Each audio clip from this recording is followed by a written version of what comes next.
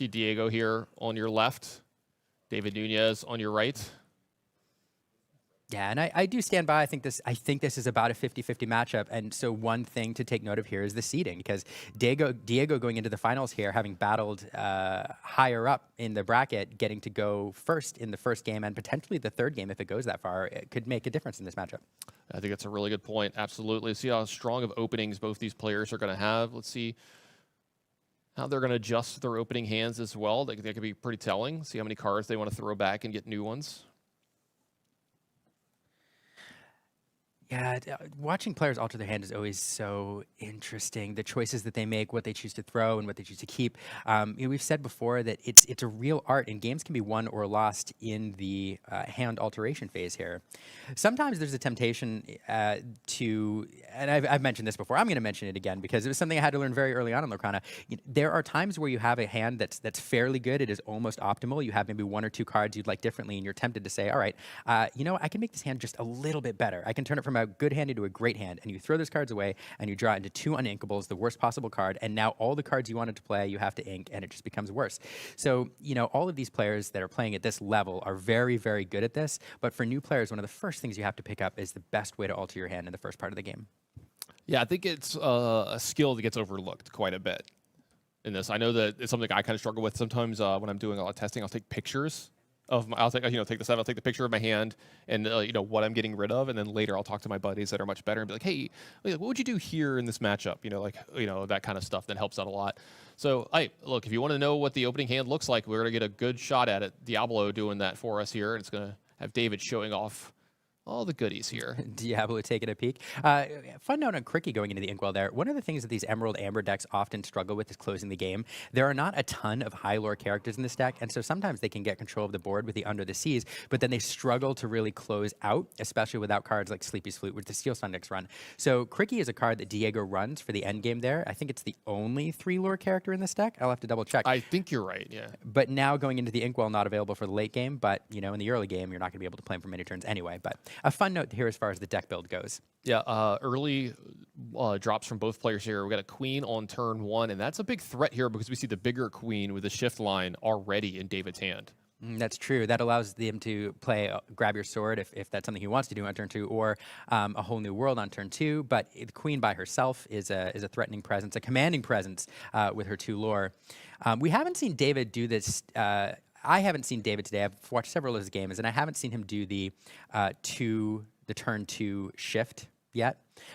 He's often put the queen on first turn and chosen to wait to shift later on turn 3, playing a Smee instead on turn 2. So we'll see if he chooses to pursue that line here. But I don't see any other... Well, I think the players are talking to the judge here for just a moment. Yes. It seems like something's going on. There we go. Okay. So it seems like there was just a small little, let's make sure we get everything ready here. Maybe one of the cameras got moved. We got a little slight earthquake right there, just for a second. Yeah, I mean, when you're in this finals match, if there's any doubt about anything at all, it's worth talking to a judge and making sure that you're confident in the state of the game and where things are going.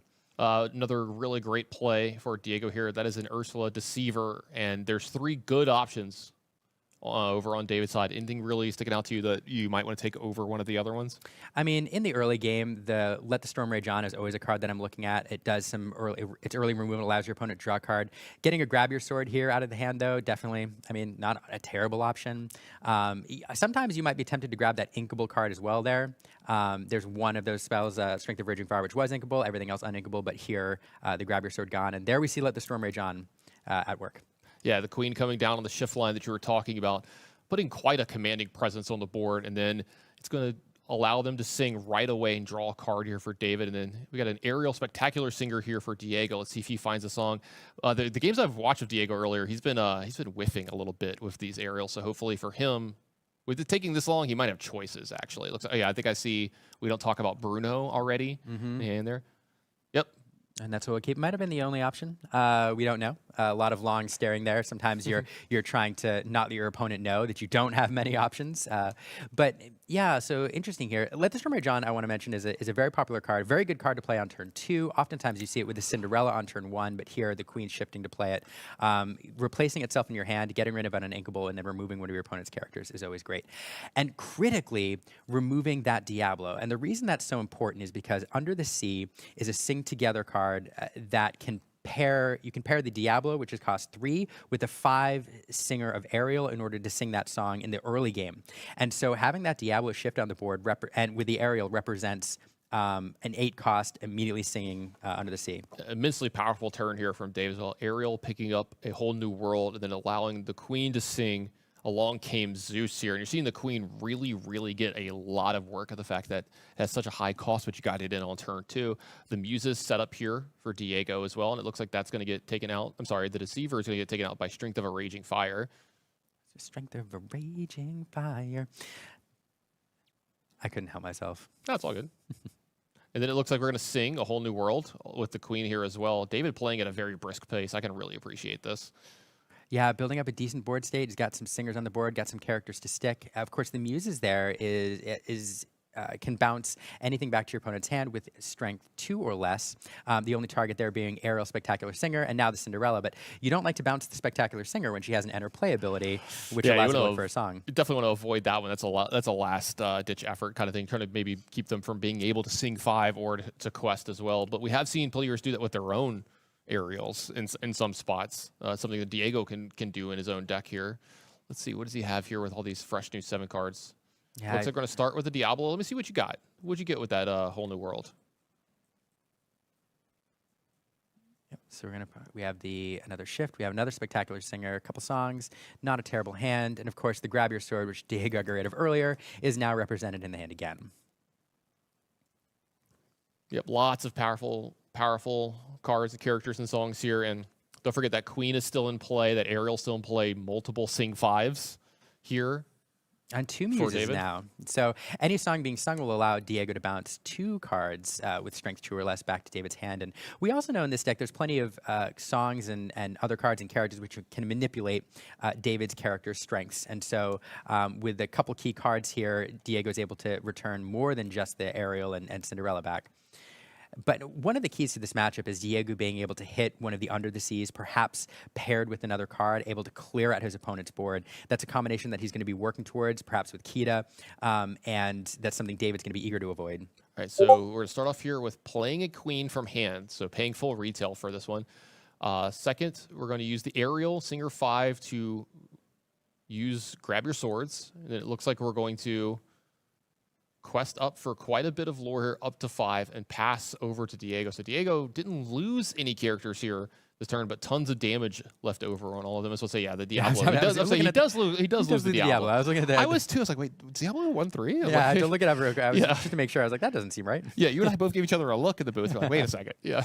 But there we go. The Muses left with 2 damage each. So again, one of these things about this deck, Under the Sea means that you're never really out of it when you have an opponent's deck that's character-based trying to close out the game. With a little more ink, we can get the combo on the board. But David definitely is applying a lot of pressure here. Let's see if Diego has some possible songs that can affect this board, and maybe you can start to bounce some of these characters back to the hand because he's starting to fall pretty far behind. And I know you don't love having to bounce an Ariel, but sometimes you got to do what you got to do when you're this far behind on the board. Also, I mean, if you start to challenge stuff, that's not bad, but David's got a queen, a second copy of the queen ready to go, and if you want to start getting into a challenge war, that card makes it really difficult to win those. Definitely. It manipulates your strength, your character's strength, and one of your opponent's character's strength, and definitely allows you to make really, really efficient trades. Different options here. Taking a look at what we have. One note: this is Diego's deck is built around discard and applying discard pressure to your opponent's hand. And so far, the only discard we've seen is with that Ursula in the early game, I think. Although here comes number 2 with the Bare Necessities. He's going to be able to take a non-character card from David. We see 2 options here. Yeah, it's an interesting choice here. One of those Strength of Raging Fire is clearly better as far as damage goes, and it is inkable. The other one gives David a song in his hand when he plays it, which is Let the Storm Rage On. Here, though, we're choosing the inkable Strength of Raging Fire. And he is going to bounce the Cinderella back to hand here, too, because of the song being played. And probably smartly not bouncing the Ariel back. And then, you know what? Look, hey, let's get 2 more of these cards out of your hand. Here we go, some more discard pressure. You Have Forgotten Me, a card from set 1. Making an appearance here, forcing David to discard 2 cards, and then back over to David.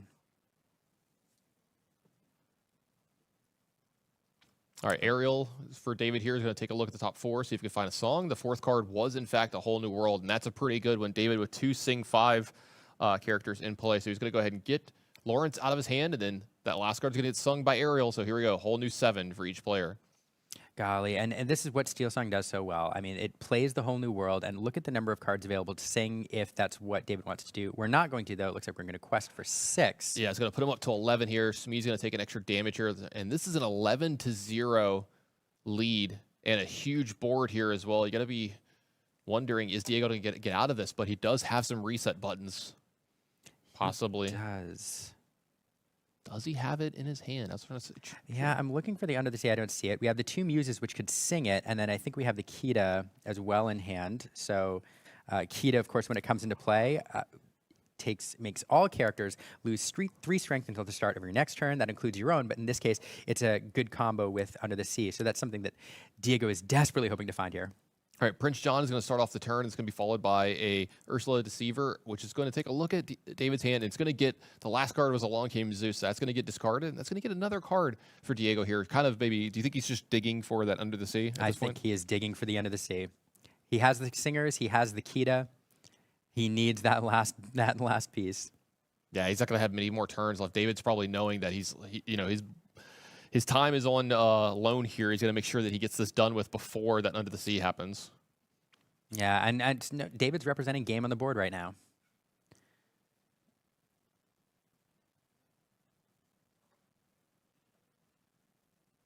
Let's see. Be our guest. It looks like it's going to go ahead and bounce the Aerial. Then we're going to have the Muses get, I'm assuming, get a trade in here. Yep. Yep, Shmi off the board.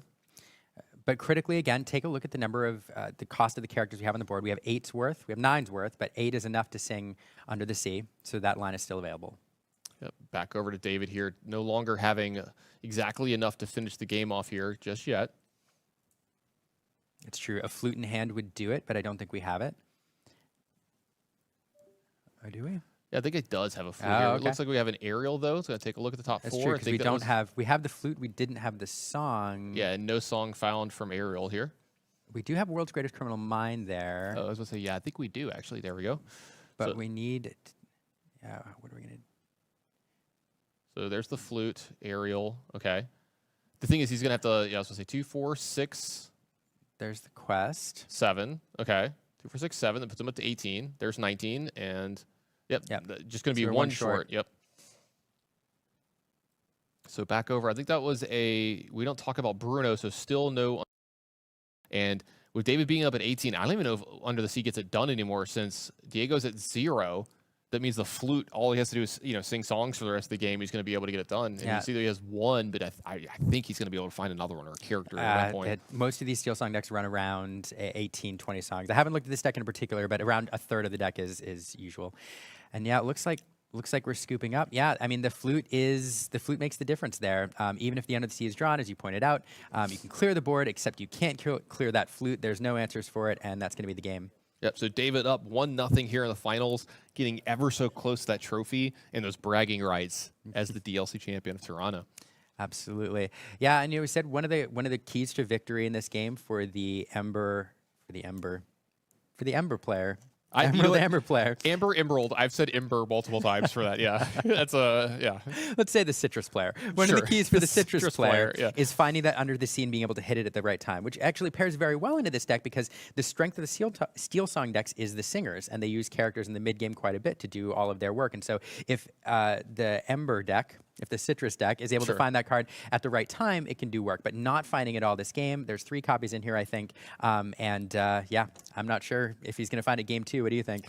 We'll have to see. I think it's going to be a hard spot for him, right? Like now he's got 2 games, and like he'll be able to play in this game. But if he does win this one, that means he has to win again on the draw in game 3. So impactful to win game 1 in these best of 3 matches because now you're ensuring yourself I get to be able to play at least one of the next 2 games in your win.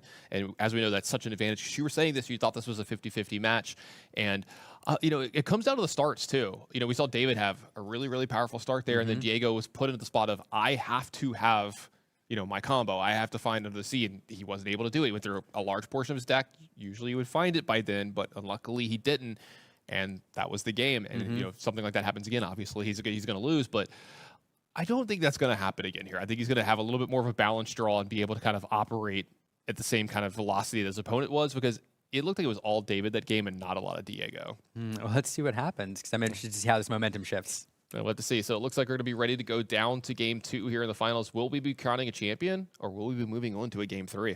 I don't know, but I mean, it's a great point though that having lost there on the play, now in order to win the finals, Diego's going to have to win on the draw at some point if it goes to a game 3. Yeah, game 1 just so important in these matchups. Like, no one wants to be down 0-1 anyway and have to do like the reverse sweep type thing. But yeah, like you said, just having to win a game on the draws is a little bit harder. It definitely puts you at a little bit of a disadvantage in these games. Yeah, so Diego, I'm looking at Diego's hand. He's got some of the cards that you want to have in the early game. We do have the Ursula, which we could play in turn 2 to pick an early song. We do have the Shift Diablo. Do we see the 1-drop Diablo? Don't think so. Okay, so it looks like he's keeping it though, just in case he does find one. I like that kind of.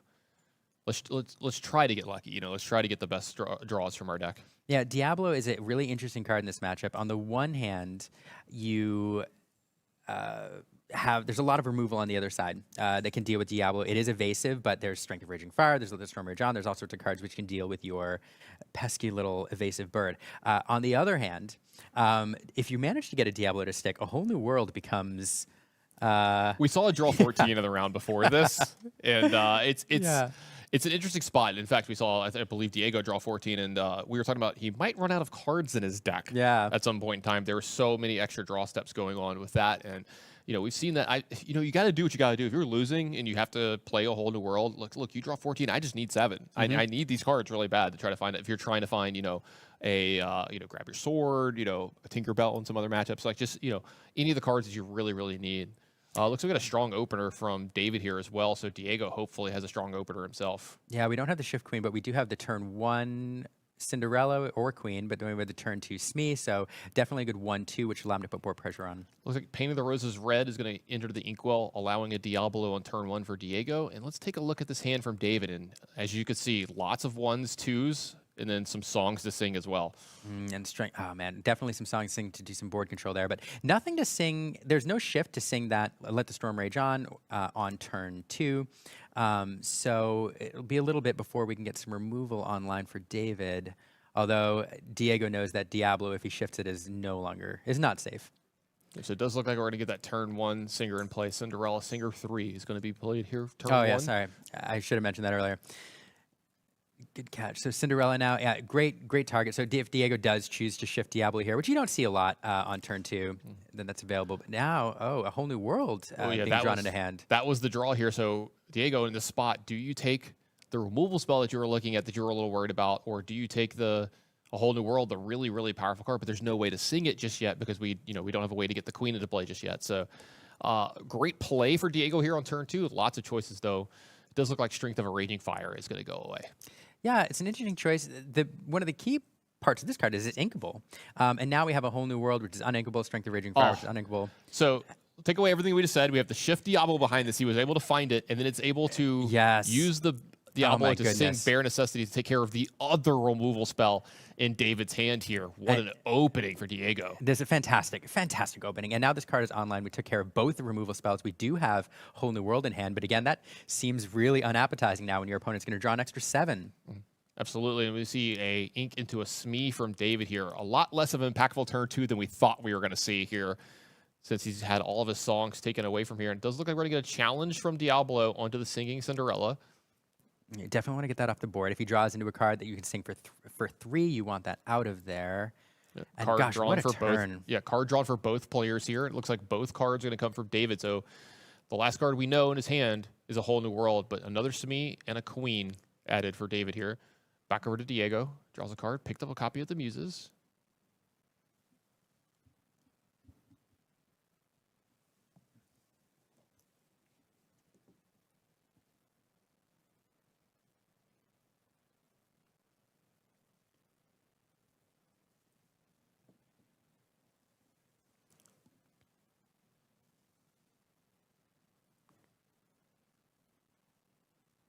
Diego still thinking about what he wants to do with his turn. Uses that Muse to add to the ink. Goes ahead and plays his Cove.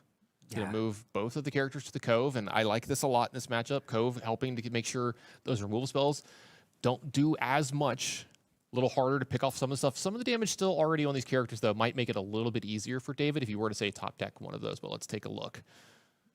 Yeah, Hidden Cove, a great card. This is a card that has steadily gained in popularity throughout this meta. You're seeing it pop up more and more decks and being used to great effect here. Keeping that Ursula alive.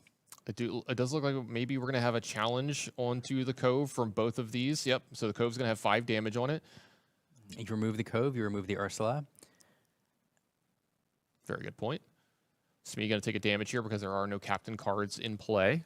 Back over to Diego. It looks like we're going to get that last card in hand, which we know is a whole new world. So David is playing off the top of his deck here for the rest of this game. No answer for the evasive Diablo, so we're going to be able to exert that. And unless David draws into a removal card, that Diablo is going to be drawing Diego extra cards every single turn. Yeah, it does look like he's going to go ahead and take care of that Smee just to make sure he can maybe keep that Cove around a little bit extra, but I think the Queen's going to be able to take care of this. Looks like the Diablo is going to quest, like you said. It's going to get him an extra card here. Does Diego want to add a card to the ink here? Looks like it's going to be a note. Pass on over. So card drawn for both players here and a 1-drop Robin Hood. Not what David's wanting to see here. Looks like that's going to go ahead and be added to ink. Going to go ahead and take care of the Cove with the Queen and pass on over. 1 character for each player over here. One of them a little more impactful on the board. Slightly better than the other. Yeah. Looks like we got to have Muses here for Diego, and that's going to be really, really good against David's deck. A lot of 2 power, a lot of characters that can get bounced by the Muses here. Sir Hiss added to the Inkwell. Quest over of Diablo. Card draw for each. Rapunzel gifted with healing. There's nothing we can do with this here, right? I don't think so. It looks like we're just going to have to play the Rapunzel for no card draw here, and it would have been given the extra cards over to Diego as well. Yeah, I mean it's a great card to have for its lore, but one thing to note is it does have 1 strength, and so if Under the Sea does become an option, and it also can be bounced by the Muses, so not a great card in this scenario. Absolutely not. It does look like we're getting a second copy of the Muses here. Diego can take his time, I believe here, and what's going to happen is the next time he plays a song, it's going to get both of David's characters back to his hand if Diego wants. So I'm going to go ahead and keep questing with the pesky bird. Then we're going to each player draw a card here. World's Greatest Criminal Mind, not the card that David wants to see into the Inkwell straight away. Yeah, David going to go ahead and quest for 2 off the Rapunzel here, pass back over to Diego. If Diego has a song to sing here, he's going to be able to get both these characters from David if he wants. Sudden chill, nothing for David to discard, however. Yeah. Oh, interesting. So we don't talk about Bruno. Back to the hand. That forces you to discard a card. There's only 1 option here. That is Rapunzel. Yeah. And then we can use the Muses to bounce the Queen. To bounce the Queen. So Queen back to hand. What is left over for Diego here? Looks like he's thinking about playing something else. Nope, he's just going to go ahead and quest on up. But fully in control of the board here. And this kind of points out what you were talking about, that sometimes the Emerald deck here can be pretty far ahead, but it doesn't quest super well. No, it does not close super well. But when you have control of the board like this and you can control your opponent's hand, you can take your time, as you said earlier. Yeah, we get double Queen here from David, the 1-drop and the 5-drop. So some forward momentum for David here. Very good character into play for him. We can take care of one of those. Yeah, back over to David. Got a handful of cards here. Kind of hiding 1 or 2 of them from us. Yeah, so at this point, Diego is hoping to draw into one of his late game closers. You know, a Cricky with 3 lore would be nice. There's some other options. Yeah, I would take anything with 2 lore or more here at this point. If I was thinking, I want to get this game over with. When I'm this far ahead in the game, I'm always worried. I'm like, please don't draw the perfect card. Please don't draw the perfect card. So it looks like we're going to go ahead and quest up to 8 with Diablo. And do we have a song that we want to sing here? No, it looks like it's going to be a Prince John. And Prince John is a 2 lore character. Well, there we go. Okay. So that's one of the few in this deck that are not on the top end. Not a card you usually like to quest with because you like to leave them there collecting lore, but it's a card that you can use to close at the end. Goes ahead and inks up here. Does he want to follow this up with anything else? Maybe a song and bounce this Queen back to David's hand. But no, it looks like just a pass. Doesn't want to open up to the other Queen getting a lot of stuff done. All right, Flute off the top for David. Not the best. But not helpful. Again, I mean, unfortunately, the perfect card to draw here is A Whole New World, which would allow David to recharge his empty hand and sing it with the Queen. But again, that Diablo means that you're giving all sorts of gas to Diego. Diego picked up another sudden chill here, another card that doesn't have a target, but still would have been okay. All right, so we got a Kita. Mm-hmm. You're David, you're just waiting to pick up all your cards here. Do you have it? Any song will do here. Looks like we're going to get a Paint the Roses Red. So, yeah, Paint the Roses Red is going to get sung by Diablo. It's going to draw a card. Well, we drew Under the Sea. There it is. So hold up, we might not. All right, so do you want to use the muses? Yeah, it does. I think Yeah. we use the muses and save it perhaps.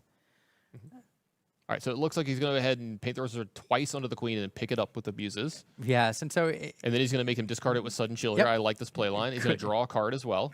so could have chose to make him bounce both, but we're Yep. there we go. He's going to do it the long way. A little long, yes, absolutely. And David has had enough here at this point. So yeah, just took his time. I like this. Look, Diego, you're in a position, you're super far ahead. This is the finals of the tournament. Make sure you take your time, get it right. So what he did there was he made sure to bounce them one at a time back to David's hand to make sure that when he played Sudden Chill, he got the card that he wanted each time as well, and then got the card back from the. God, there's so much working, so many triggers there.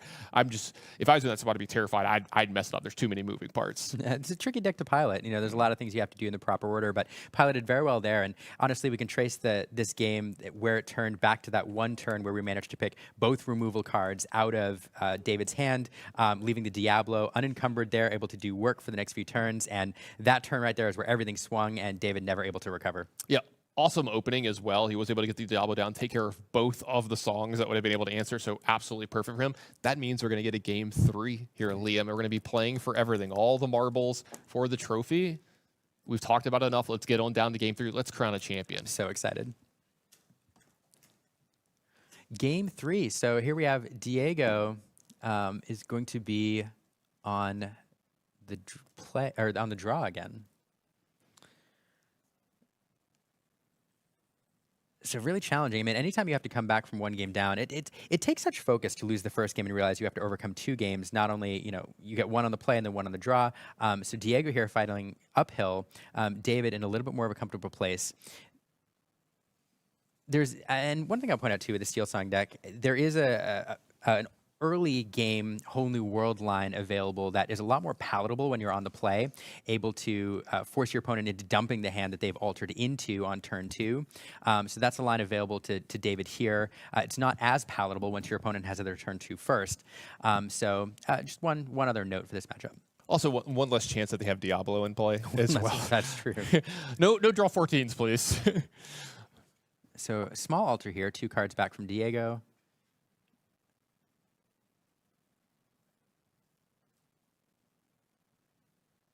And let's see, yeah, this is how you like to see these finals. Game 3.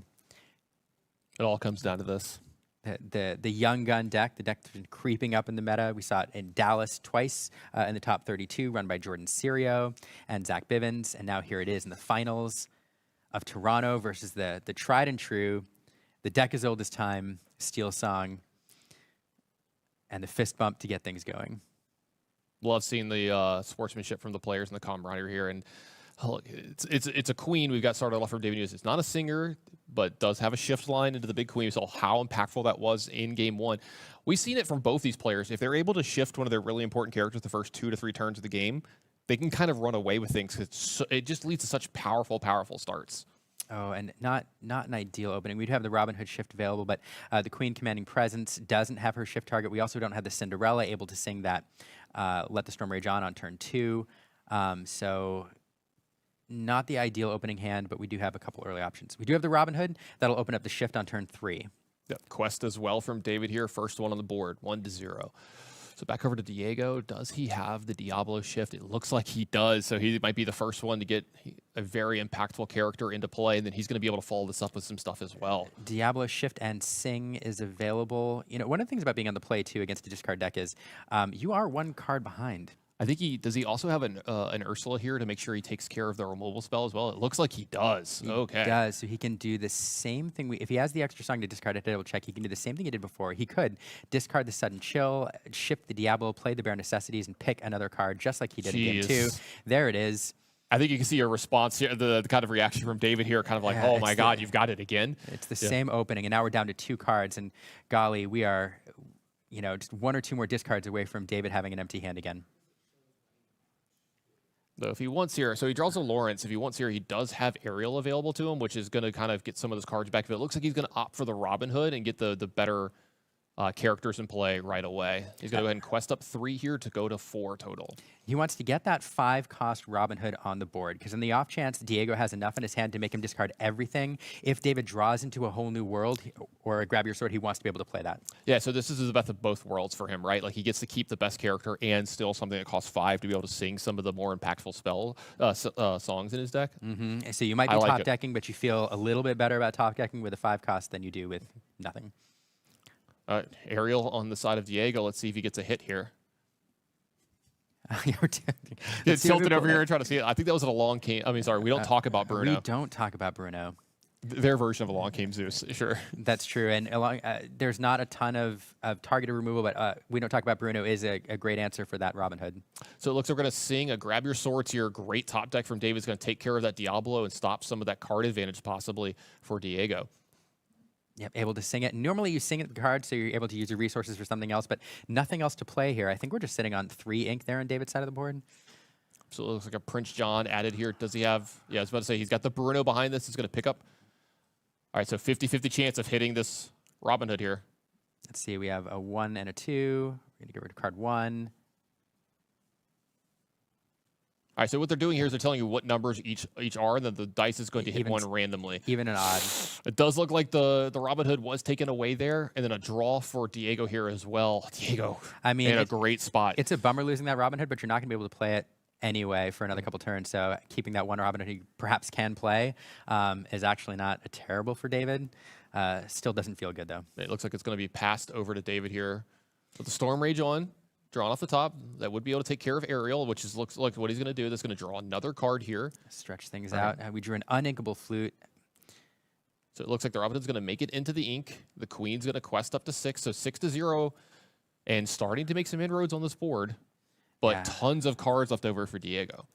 Yeah, we really need to get to 5 ink here. Drawing that uninkable flute is kind of a problem because we're likely going to discard it anyway. But if it managed to stick around to next turn, you'd love to. You really want to draw a whole new world, and you don't have enough ink to play it right now. So it does look like a Diablo's going to get played there, and then both of the characters are going to trade into the Queen here. You're going to challenge in and trade off for that. So no big Queen shifts available, but it does look like David's going to go ahead and play a character and a flute here and pass back over.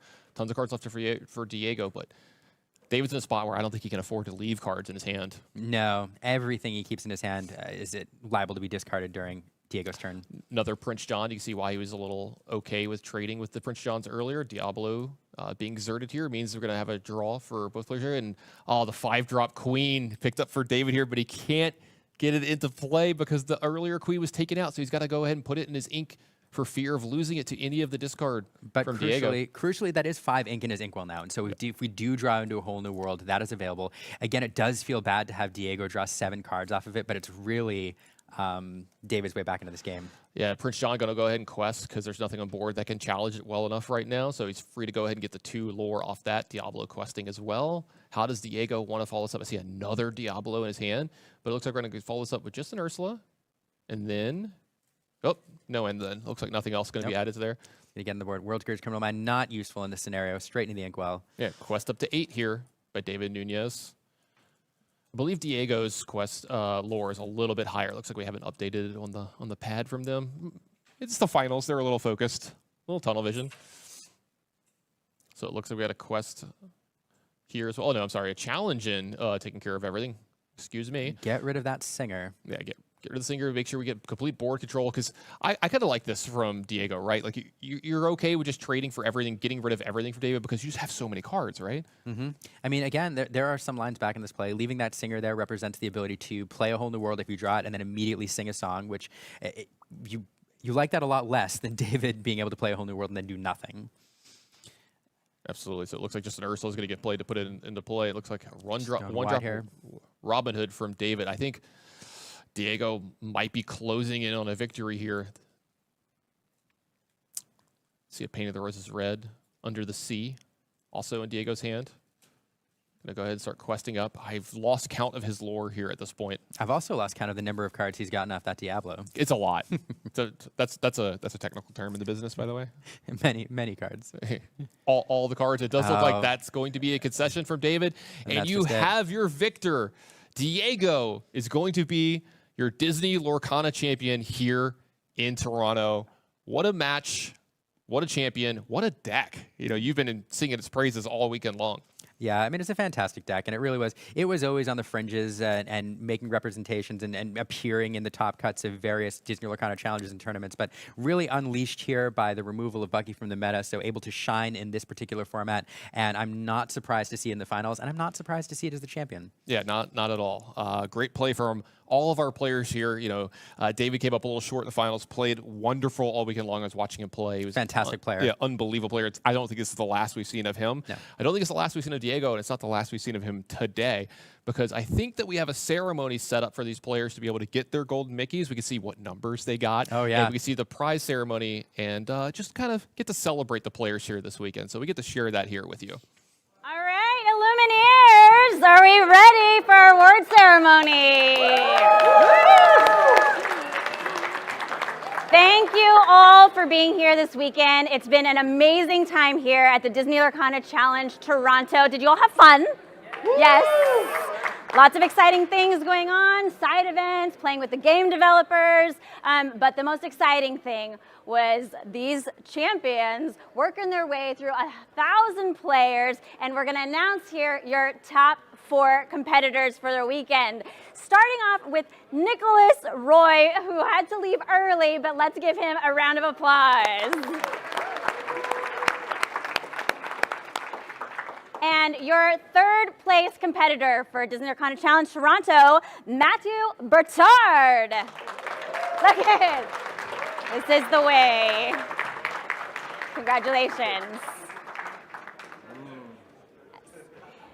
In 2nd place, we have David Nunez.